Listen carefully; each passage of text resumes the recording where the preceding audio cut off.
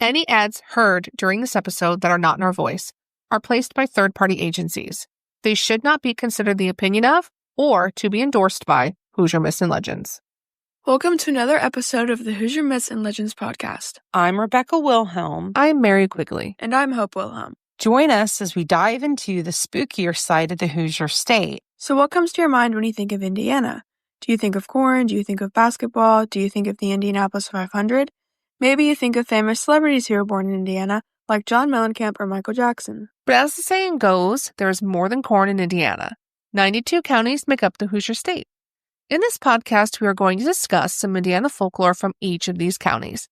If you are into tall tales, ghosts, or spooky legends, then this is a podcast you are not going to want to miss.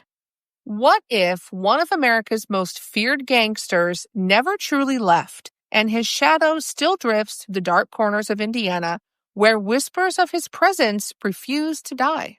In the quiet corners of Indiana, far from the spotlight of Chicago, stories persist of deals struck in the dark and never forgotten. These are places where the past clings tight and the presence of one man lingers like cigar smoke in the air. A man whose name once struck fear across the nation. A man named Al Capone. The name alone conjures images of Tommy guns, bootleg whiskey, and blood-stained turf wars. But what if the story didn't end with Alcatraz or the grave in Mount Carmel Cemetery? Some say Capone's restless spirit still roams the Midwest, and not just in the dark alleys of Chicago. From the echoing halls of a historic hotel to secluded woods where secret deals may have gone wrong, whispers of his ghost have surfaced in the Hoosier State.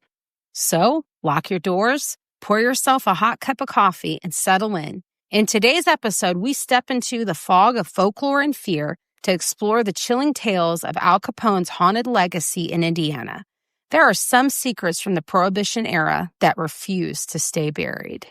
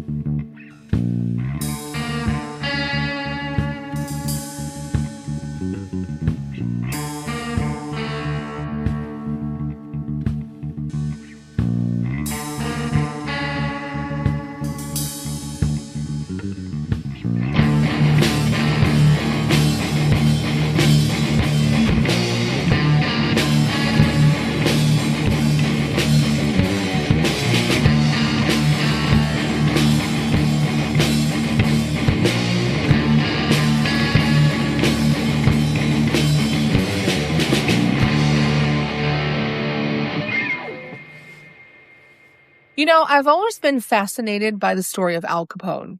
I've always been intrigued by him as well. He's just one of those historical figures who's larger than life.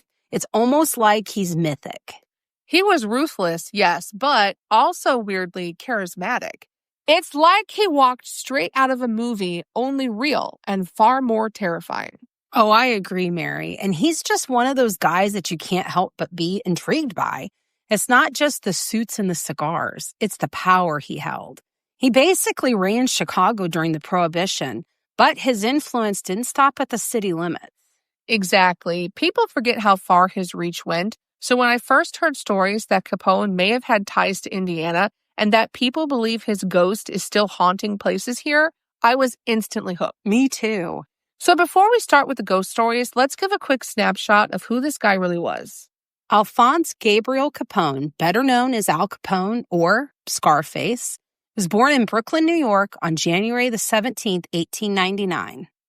He began his career of crime and moved to Chicago in the 1920s. Now, Capone quickly became the leader of what is widely known as the Chicago Outfit. Al Capone wasn't just some street thug with a Tommy gun. Capone was an empire builder. We are talking speakeasies, bootlegging, gambling, prostitution. He had his hands in all of it. And Al Capone didn't just make money, he ruled through fear. The St. Valentine's Day Massacre, that was Capone's way of sending a message. Cross him and you disappear. He was brutal and nearly untouchable. until tax evasion charges in 1931 finally brought him down. There's a little-known story that hits especially close to home for Becky and me because it happened right in our hometown of Hammond, Indiana. Yes. Now, guys, this one doesn't involve a ghost, but it's just the kind of incident that makes you wonder if fate had it out for Capone or if karma was already coming for him. So picture this. It's September 15th, 1928. Capone's just finished a game of golf with Johnny Patton, the so-called boy mayor of Burnham, Illinois. They're getting into the car, and somehow Capone's .45 goes off right in his pocket. And this just wasn't a little graze. The bullet tears through both of his legs and his groin area. Ouch. And he ends up being rushed to St. Margaret's Hospital in Hammond. Of course, he didn't check in under his real name. He used the alias Eerie and brought his whole entourage with him. They took up 5 hospital rooms, and guarding him outside, none other than Louis Little New York Campagna, one of his most trusted enforcers. Now, it's wild to think that while most people were just going about their day in Hammond, the Al Capone was being wheeled into the hospital with self-inflicted gunshot wound. Like, Mary, that is just kind of a bizarre footnote in a history that just feels too strange to be real. And it makes you wonder if those walls at St. Margaret's could talk, what stories they'd tell. It really does. Now, unfortunately, listeners, St. Margaret's Hospital closed its doors in 2022 after more than 120 years of service to Northwest Indiana. Demolition began in July of last year. And there are so many stories like this out there about Capone. Another neat story about Al Capone in Indiana was that I had a friend from college whose family owned a house on Pretty Lake in Plymouth, Indiana. And I heard the story about her grandparents having a neighbor named Al who they absolutely loved. He owned a house next to them on the lake and would come out every summer. They became really good friends. They would have him over for dinner. They would go to his house for dinner. And it wasn't until after he got arrested that they found out their good friend Al was none other than Al Capone. But here's the twist. Not everyone thinks his prison stint at Alcatraz or even his death and burial at Mount Carmel Cemetery was the end of his story. Now, there are some who believe Al Capone's spirit has never truly left the Midwest. We will be back after a short break with our first ghostly legend at a quiet little lakeside hotel in Indiana called the Barbie Hotel.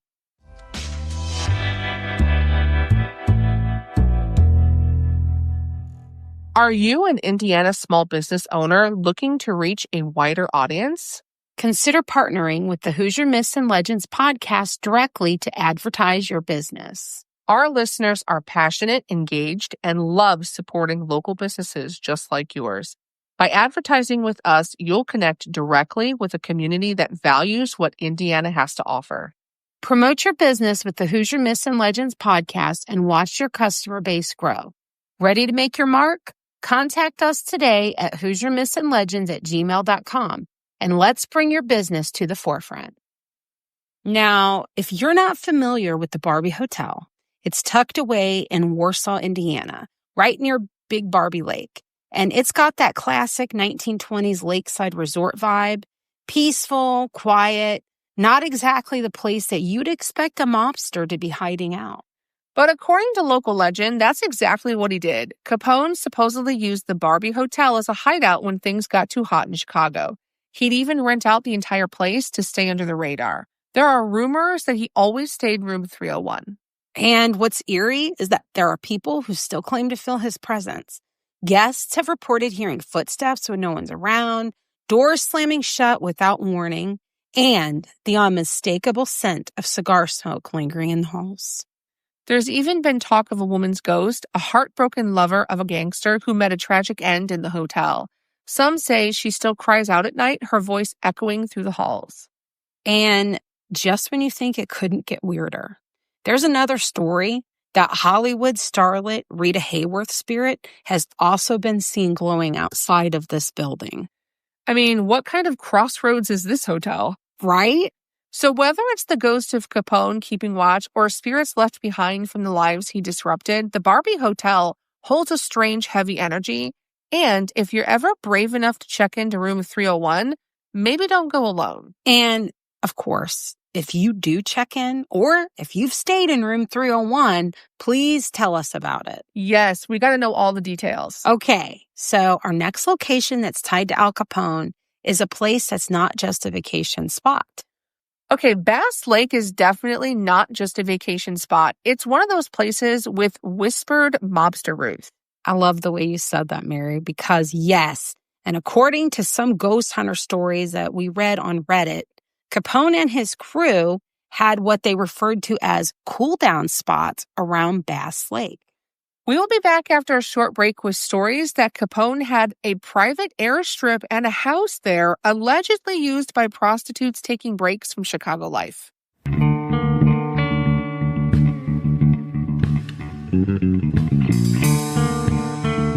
Hey, listeners, in case you didn't know, we wrote a book. Haunted Dearborn County, Indiana is now available at all major retailers. Strange and unusual things lurk behind the calm facade of Dearborn County. Several legends surround the Hill Forest Mansion, the home of one of Aurora's founding families. Many have seen the ghost of a farmer and his mule at Carnegie Hall in Morse Hill. The glowing grave at Riverview Cemetery may connect to the 1941 Agru family massacre. St. Mary's Church Rectory is said to be haunted by the former priest, and the spirits at Whiskey's in Lawrenceburg are not just in the drinks. Several schools in the area echo with the sounds of former students and staff, and numerous local residences house the spirits of former owners who have never left. Join Rebecca and I on a chilling tour from Lawrenceburg to Lawrenceville and beyond. Check out HoosierMythsAndLegends.com for more details. We're back.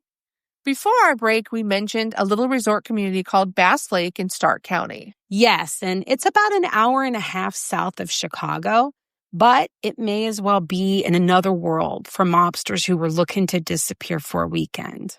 Local lore says that Al Capone and even John Dillinger slipped down here renting cottages, throwing lakeside parties, and of course, keeping the whiskey flowing. And what was really crazy is that when we were doing our research, I actually found a realtor's write-up of the old Riviera Tavern site in Knox, Indiana. And the realtor even bragged that Capone and Dillinger were, quote, frequent guests. That's wild. It really is. And there are even stories on Reddit that claim he actually owned a cottage out there that he nicknamed the Pines, where the gang would cool off after Chicago got too hot.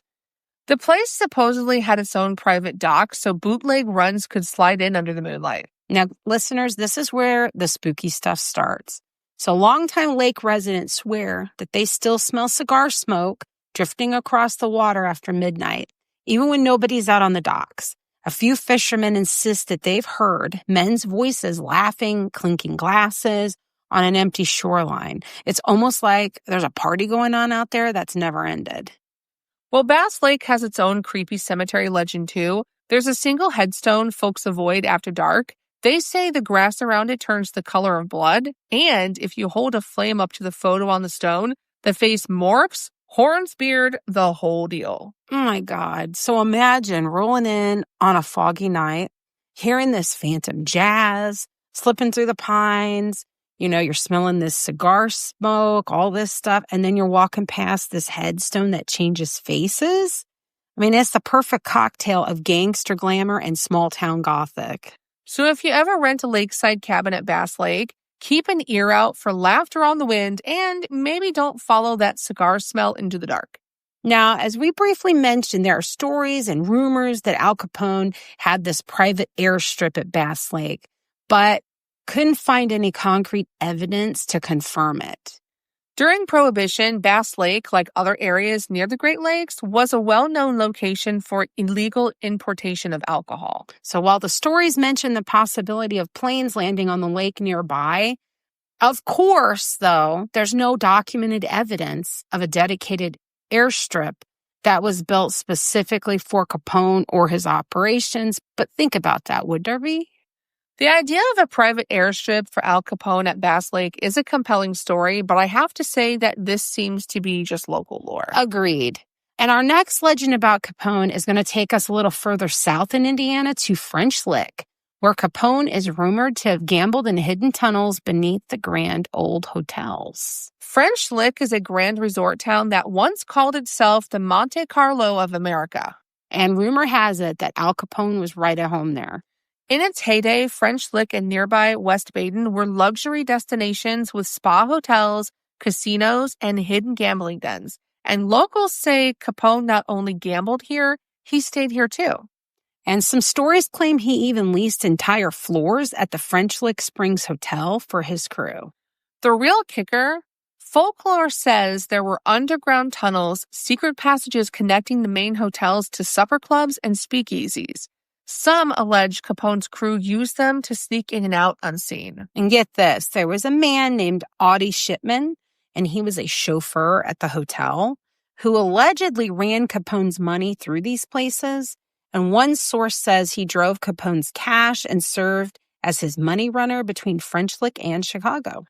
But it gets creepier. Visitors today report ghost sightings, smoke swirling in empty corridors, disembodied laughter echoing through the ballrooms, and glimpses of shadowy figures peering from hotel windows. So imagine walking those restored halls at night, and beneath the marble floors, Capone and his cohorts, they may have been slipping through those those tunnels silent.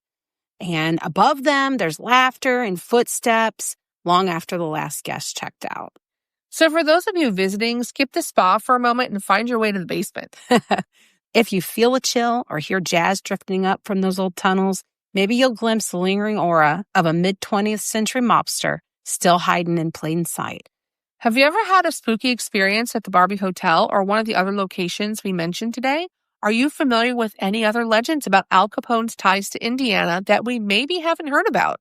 We would love to hear about it. Please send us an email to HoosierMythsAndLegends@gmail.com or reach out to us on social media. We may use it in a later episode. In the email, let us know if you wish to remain anonymous.